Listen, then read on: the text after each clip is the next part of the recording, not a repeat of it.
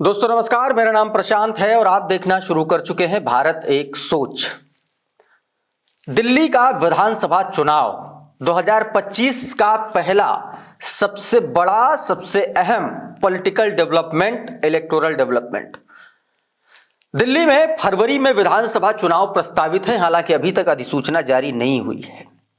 लेकिन इस बार दिल्ली के जो चुनाव होंगे वो कई मायनों में अलग होने वाले हैं, क्योंकि बहुजन समाज पार्टी की सक्रियता ने इस बार दिल्ली के दलित वोटर्स को लेकर के गर्मी बढ़ा दी है। और सबसे बड़ी बात यह है कि दिल्ली चुनाव की कमान, दिल्ली चुनाव में चुनाव प्रचार की कमान खास तौर पर आकाश आनंद के कंधों पर दे करके मायावती जी ने एक बड़ा दांव चला है। क्योंकि दिल्ली में बहन कुमारी मायावती जी को यह पता है कि आकाश आनंद किस तरीके से वोटर्स को मोबिलाइज कर सकते हैं, इन्फ्लुएंस कर सकते हैं। और इसीलिए 5 तारीख को यानी कि कल आकाश आनंद की दिल्ली के कोंडली के अंबेडकर मैदान में एक बड़ी रैली है और उस रैली के जरिए दिल्ली की जनता को बहुजन समाज पार्टी एक बड़ा संदेश देना चाहती है।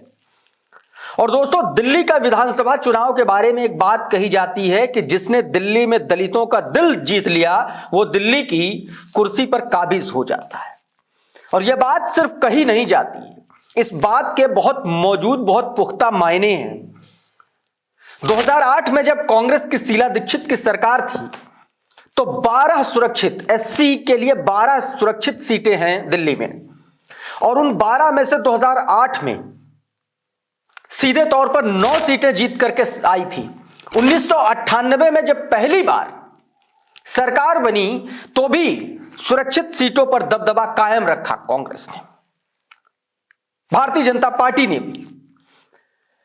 और लगातार 3 बार से आम आदमी पार्टी जिस दिल्ली पर काबिज है, पहली बार में 12 में से 9 और लगातार 2 चुनाव में यानी कि 2015 में और 2020 में क्लीन स्वीप किया था आम आदमी पार्टी ने एससी रिजर्व सीटों पर।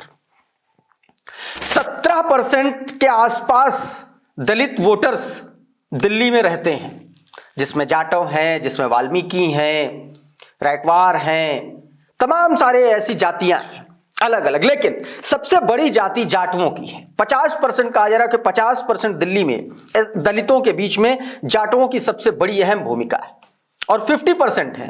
और ये वो वोटर वर्ग है जिस वर्ग से मायावती जी आती हैं, जिस वर्ग से आकाश आनंद आते हैं और उसी वर्ग से चंद्रशेखर आजाद भी आते हैं। और कहा जा रहा है कि चंद्रशेखर आजाद भी दिल्ली में ताल ठोकने जा रहे हैं। शीतकालीन सत्र के दौरान चंद्रशेखर आजाद का एक वीडियो भी संसद परिसर के बाहर का सामने आया था, जिसमें वो दिल्ली में ताल ठोकने की बात कहते हुए नजर आ रहे थे। तो दोस्तों, इस बार दिल्ली का दंगल बहुत ज्यादा महत्वपूर्ण हो चुका है, क्योंकि मायावती जी 15 जनवरी को उनका जन्मदिन और उसके बाद कहा जा रहा है कि मायावती जी दिल्ली में डेरा डाल लेंगी। और दिल्ली में डेरा डालते ही सीधा जो इलेक्शन पर जो नजर रखने का काम होगा वो सीधा मायावती का होगा। तो दोस्तों, कुछ इस तरीके से बहुजन समाज पार्टी एक बड़ी प्लानिंग करने जा रही है। 5 तारीख से आकाश आनंद चुनाव प्रचार शुरू करने जा रहे हैं। बहुजन समाज पार्टी की तैयारी आकाश आनंद की रैलियों के जरिए, डोर टू डोर अभियान के जरिए और 3 बहुत अहम मुद्दों को लेकर के भारतीय जनता पार्टी को और आम आदमी पार्टी को वो घेरने जा रही है। पहला मुद्दा रिजर्वेशन में सब कैटेगराइजेशन का। इस पर भारतीय जनता पार्टी आम आदमी पार्टी को भी घेरेगी बहुजन समाज पार्टी। और मायावती जी ने यह कहा है कि एक एक घर पर जाइए और लोगों को समझाइए, एक एक घर पर जाइए और अमित शाह के द्वारा जो अपमान किया गया बाबा साहब डॉक्टर भीमराव अंबेडकर का, उसके बारे में दलित समाज और वंचित शोषित समाज के लोगों को यह समझाइए और बताइए। उनसे कहिए कि अगर बहुजन समाज पार्टी की सरकार दिल्ली में बनती है तो दलितों को सरकारी नौकरी दी जाएगी। इतने बड़े बड़े वायदों के साथ Bahujan Samaj party door to door करेगी, कैडर कैंप करेगी। इतना ही नहीं, जब तमाम सारे दल अभी माहौल बनाने में जुटे हुए हैं, ऐसे में बहुजन समाज पार्टी कहा जा रहा है कि अपने लगभग 30% कैंडिडेट्स लगभग फाइनल कर चुकी है। मायावती जी 15 तारीख को दिल्ली पहुंचेंगी, उसके बाद कैंडिडेट के नामों का ऐलान भी शुरू हो जाएगा।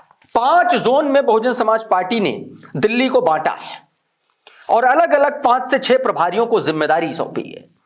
इसमें धर्मवीर अशोक है, इसमें तमाम सारे ऐसे लोग हैं दोस्तों जो बड़े, जिनको बड़ी जिम्मेदारी सौंपी गई है दोस्तों, उनके बारे में भी मैं आपको बता देता हूं। आकाश आनंद को चुनाव प्रचार की जिम्मेदारी सौंपी गई है।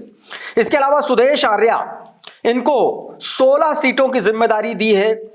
सीपी सिंह को 5 सीटों की जिम्मेदारी दी है। धर्मवीर अशोक सेंट्रल कोऑर्डिनेटर हैं, मायावती जी के बेहद करीबी माने जाते हैं, इनको भी 20 सीटों की जिम्मेदारी, और रणधीर बेनीवाल को हरियाणा और आसपास के लगी हुई जो सीटें हैं दिल्ली की, उनकी लगभग 10 सीटों की जिम्मेदारी दी गई, और सुजीत सम्राट 12 विधानसभा सीटों का काम देख रहे हैं। तो ये दिल्ली में बहुजन समाज पार्टी के मजबूत पिलर हैं जो सीधे तौर पर मायावती जी के डायरेक्शन में, उनके निर्देशन में काम कर रहे हैं। आकाश आनंद को चुनाव प्रचार की कमान, यानी कि वो बहुजन समाज पार्टी के फेस के तौर पर काम कर रहे हैं। अब दोस्तों ये देखना होगा कि बहुजन समाज पार्टी इस दिल्ली के विधानसभा के चुनाव में कितना असर छोड़ पाती है, क्योंकि आप अगर बीते चुनाव की बात करें तो बहुजन समाज पार्टी ने 2020 के विधानसभा चुनाव में बहुत अच्छा उसका प्रदर्शन नहीं रहा। 0.7% उसका वोट था। कमोबेश यही स्थिति 2024 के लोकसभा चुनाव में भी उसकी रही। 7 की 7 सीटों पर बहुजन समाज पार्टी चुनाव लड़ी, लगभग 68-69 हजार के आसपास उसका वोट रहा, नंबर ऑफ वोट्स रहे। लेकिन बहुजन समाज पार्टी यहां पर मजबूत छाप छोड़ चुकी है। 2008 के विधानसभा चुनाव में बहुजन समाज पार्टी का यहां वोट प्रतिशत 14% से ज्यादा हो गया था, और 2 सीटें जीती थी, एक बदरपुर और एक मेरे ख्याल से गोकुलपुर। एक सुरक्षित सीट और एक सामान्य सीट पर विजय हासिल की थी। 5 सीटों पर बहुजन समाज पार्टी, 5 से 7 सीटों पर मेरे ख्याल से सेकंड नंबर पर रही थी। तो बहुजन समाज पार्टी यहां पर 14.5% तक वोट शेयर ला चुकी है, और ऐसे में आम आदमी पार्टी को अभी यह डर सता रहा है कि कहीं बहुजन समाज पार्टी अगर दिल्ली में मजबूती के साथ खड़ी हो गई, मजबूती के साथ अपना प्रभाव जमा लिया, और आकाश आनंद की लीडरशिप में अगर कमाल हो गया, तो आने वाले वक्त में आम आदमी पार्टी की स्थिति डामाडोल हो सकती है। क्योंकि आम आदमी पार्टी का उभार जैसे ही हुआ, वैसे ही बहुजन समाज पार्टी का जो है वोटर जो था वो उधर खिसक गया। ऐसे में अब एक बार फिर से आकाश आनंद के जरिए बहुजन समाज पार्टी बड़ा दांव खेलने जा रही है। देखना होगा कि दिल्ली में इस बार दलित वोटर्स के आसरे जो गद्दी की लड़ाई है वो कौन जीतेगा। आपको क्या लगता है, आप हमें कमेंट बॉक्स में जरूर बताइए। ये वीडियो अगर आपको अच्छा लगा तो इसको लाइक कर दीजिए, इसको शेयर कर दीजिए। चैनल पर नए आए हैं तो चैनल को सब्सक्राइब कर लीजिए, बेल आइकन जरूर दबा दीजिए, ताकि इसी तरीके के तमाम वीडियोस आपको सबसे पहले मिलते रहें साथियों। बहुत बहुत शुक्रिया, बहुत बहुत धन्यवाद। आप जुड़े रहिए भारत एक सोच के साथ। नमस्कार।